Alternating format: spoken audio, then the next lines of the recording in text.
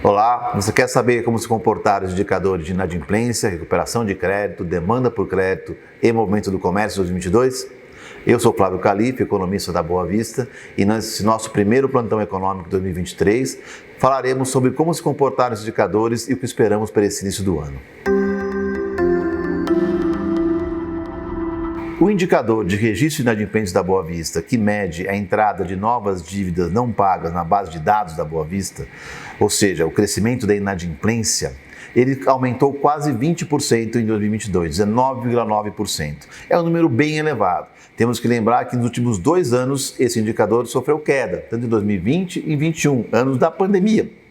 Interessante que nós, como já comentamos aqui em posts anteriores, em vídeos anteriores, a inadimplência durante a pandemia ela caiu bastante por motivos diferentes do comum, ou seja, auxílio emergencial para um número bem grande de famílias e postergação de dívidas que os bancos fizeram para permitir que os clientes pagassem as dívidas depois, jogassem para frente as dívidas.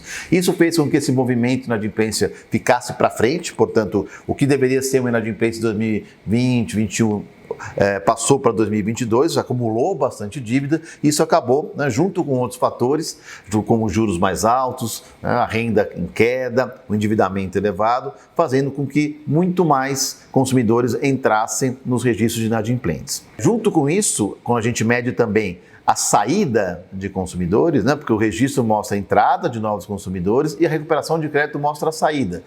Por conta desse aumento grande na entrada de novas dívidas, também houve um aumento grande na saída, porque você tem uma dívida nova, muitos pagam também a sua conta e saem do cadastro. Então esse número também foi elevado para a recuperação de crédito, cerca de 15%. Para este ano, o que esperamos para o registro de inadimplência? Que ele ainda continue em elevação, mas muito menor do que foi agora em 2022. Em 2022 essa elevação foi de cerca de 20%, esperamos que este número caminhe para a estabilidade, ou seja, que ainda tenha o resquício de crescimento de inadimplência por conta desses fatores que citamos, por causa de renda, endividamento, juros, que ainda vão pressionar um pouco a inadimplência, mas que ela deve se acomodar ao longo do ano e ter um crescimento bem menor do que observamos em 2022. O indicador de demanda por crédito do consumidor da Boa Vista teve uma elevação de 4,5% em 2022. É importante lembrarmos que o indicador da Boa Vista, ele mede a demanda por crédito tanto em instituições financeiras como nas não financeiras. Não financeiras são principalmente o varejo, o telecom, mas principalmente o varejo. E é importante fazer essa diferença porque no setor financeiro houve um crescimento de cerca de 15%. Das novas demandas de crédito do consumidor. Enquanto que no setor não financeiro, uma queda de 3%. Então isso mostra bem como o consumidor buscou bastante crédito, mas buscou principalmente nas instituições financeiras. E uma queda em outros setores, como principalmente o varejo e telecom. Isso aconteceu durante a pandemia também, seja por conta de fechamento de loja, por causa de um movimento menor do comércio, que levou a essa queda na demanda fora do setor financeiro.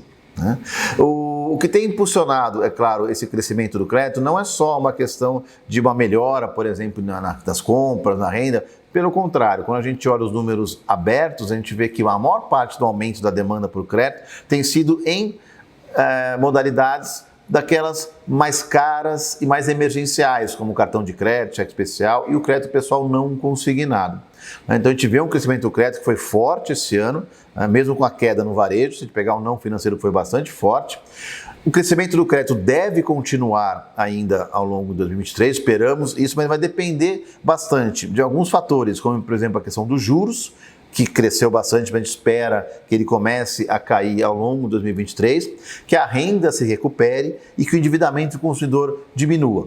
Isso tem acontecido com uma redução do crescimento do crédito, mas o crescimento esperado para 2023 já é menor do que a gente teve agora em 2022. O indicador de movimento do comércio da Boa Vista apresentou um crescimento de 1,3% em 2022.